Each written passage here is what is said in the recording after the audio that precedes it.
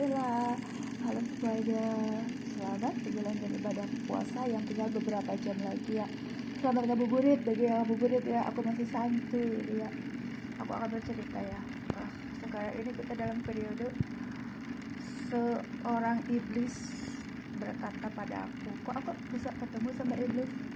Jadinya sekarang itu ahli ibadah sedang melawan iblis, seseorang batu ya, atau mungkin banyak ahli ibadahnya. Udah benar-benar banyak ya ahli ibadahnya ya, jangan kalah dengan para pengikut iblis ya.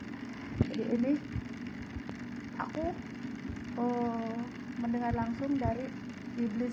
Jangan bilang ya ada teknologi ya. Kita semua ingin teknologi ini baik ya, karena demi kebaikan ya. Banyak positifnya ya dari teknologi ini, tapi kalau ada kebaikan pasti ada keburukan. Jadi di sini tuh iblis itu berkata, ahli ibadah sekarang ini sedang melawan aku. Siapa ahli ibadah itu? Jadi intinya aku akan bercerita waktu umroh 2018 ya. Jadi aku melihat cahaya yang jatuh ke kain ihram di Jabal Rahmah ya. Aku pikir itu apa ya, cahayanya luar biasa loh, luar biasa. Nah, sampai aku kan membeli kain ihram ini sampai sekarang ya. Jadi usia kain ihram ini udah 8 tahun ya, usia. Jadi intinya apa ya, terus setelah itu aku dipertemukan tuh dengan orang luar negeri. Ada dari Turki, ada dari Arab, dari mana lagi, Qatar. Tapi yang aku lihat itu ini sepertinya aku tertarik sama seorang pria ya dari Turki ya. Ini tuh cahayanya jatuh ke dia atau gimana, tapi sepertinya tidak ada apa cerita lanjutan gitu ya. Nah, ceritanya oke lah ya. Terus aku pulang kampung waktu itu beberapa 4 tahun yang lalu ya. Nah, ketika aku melihat seseorang di kampung halamanku, jangan bilang kampung halamanku ya. Jadi intinya, kok aku melihat cahaya itu di wajahnya ya. Aku melihat cahayanya luar biasa ya. Kok ada cahaya itu, apaan ya, kata aku. Jadi apa yang kulihat itu sama seperti cahaya yang jatuh ke kain ihram ya. Nah, yang jadi pertanyaan, kalau yang cahaya itu jatuh ke pria luar negeri itu, kenapa nggak ada ceritanya ya gitu. Seperti apa ya, aku sedang mendengarkan cerita kisah ya. Aku ngobrol dengan sosok seseorang luar negeri, tapi tidak ada cerita kelanjutannya gitu.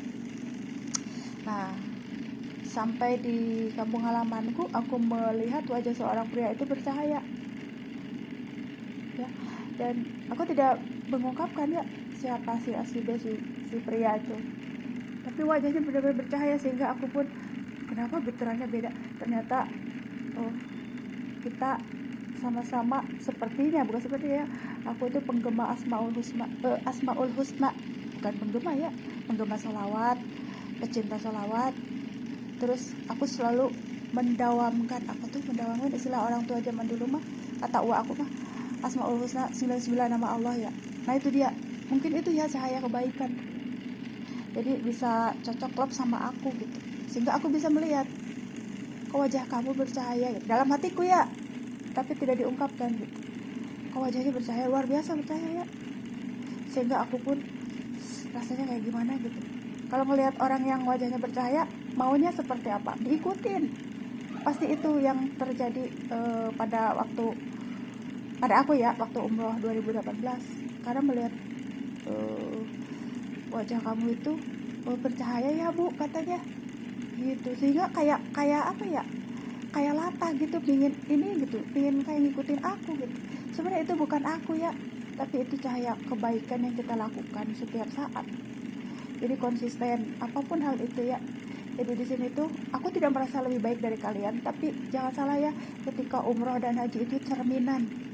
Apa yang kita lakukan di sini, di sana pun akan dilakuin gitu ya. Maka perbanyaklah, perbesarlah dalam kehidupan kita itu amal baik, budi baik. oke lah, sebagai manusia biasa lah ya, kita melakukan hilap salah, banyak hal-hal yang nyeleneh mungkin ya, tapi perbanyaklah didominasi gitulah dengan perbuatan-perbuatan baik lah, intinya seperti itu. Jadi apa ya, ini cerita pengalaman hidupku ya, dan ini baru aku ungkap ya, kalau wajah yang bercahaya itu ada dalam diri seorang pria. Berarti aku melihat dua pria dong ya, pria bule, ada pria bule, tapi seperti tidak ada kelanjutan ya. Aku tidak tahu ceritanya gimana ya, pokoknya yang aku lihat di Indonesia wajahnya ada yang bercahaya loh, luar biasa. Tapi aku bisa mengendalikan ya, mengontrol emosi, tidak seperti, mohon maaf ya, waktu aku umroh 2018, aku tuh seperti gini loh, kok aku langsung spontan gitu mau tawib. Aku tidak menyalahkan ya, ini kisah hidup aku. Jadi mau tawib itu ngikutin kayak seolah-olah gitu, kamu wajahnya percaya loh bu, katanya gitu.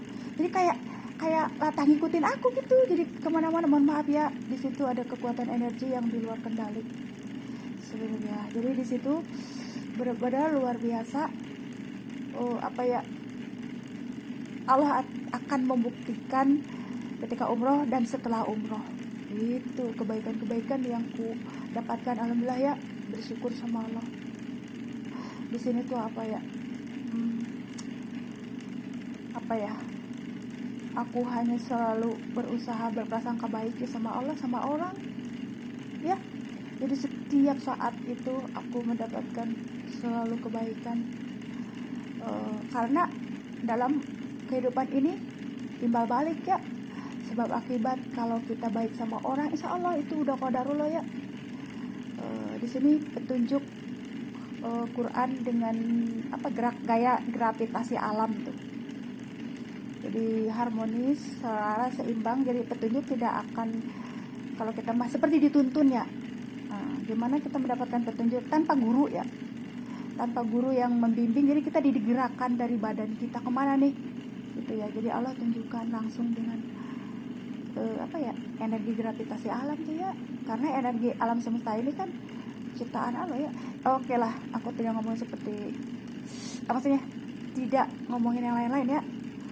Sekarang aku akan membahas gini ya, aku harap orang-orang fokus dengan kegiatan masing-masing, kerjaan masing-masing, amanah masing-masing. Jadi aku harap jangan mengusik kegiatanku ya, aktivitasku ya, karena aku di sini sedang berusaha untuk tetap gini loh. Aku tuh dituntun untuk ceramah, berdakwah ke makhluk-makhluk astral di sekitar sini ya. Sebenarnya nggak berdakwah sih secara tidak langsung, dengan adanya ayat Al-Quran dalam badan aku. Jadi mereka tuh seperti tunduk gitu. Di sini aku sedang menjaga ketertiban, keamanan di jalan raya dari kecelakaan ya. Termasuk ada sekali ya, mungkin ya ada yang lewat situ pakai mobil, karena setiap saat, setiap persimpangan ini ada berapa persimpangan? 3 persimpangan. Persimpangan Kompas, persimpangan Haji Kro, persimpangan SMK Tridaya, itu yang paling rawan